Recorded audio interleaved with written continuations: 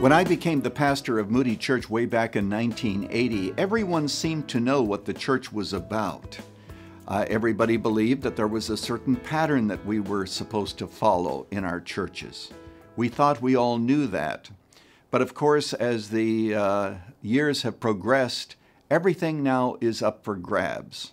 Whether or not it's the worship wars, whether it's seeker-sensitive services, whatever. There are churches that are being held that say that we don't need any buildings, we just need small groups. One writer even said that there should be churches out on the golf course. In other words, the whole concept of the church is being rethought. So that's one difference. We have to ask ourselves, what is it that we are doing that's right? And certainly be willing to critique anything that may be wrong or maybe that we can improve.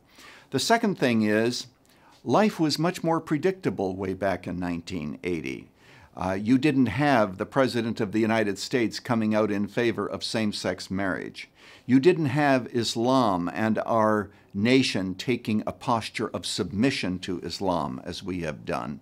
So all of these things, I think, a pastor should think about and ask himself the question, what is my response to these issues?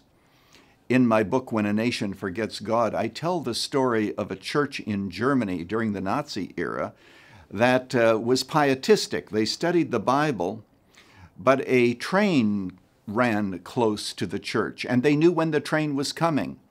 And when the train was coming, they sang more loudly because they didn't want to hear the train rumble by filled with Jews on their way to a concentration camp.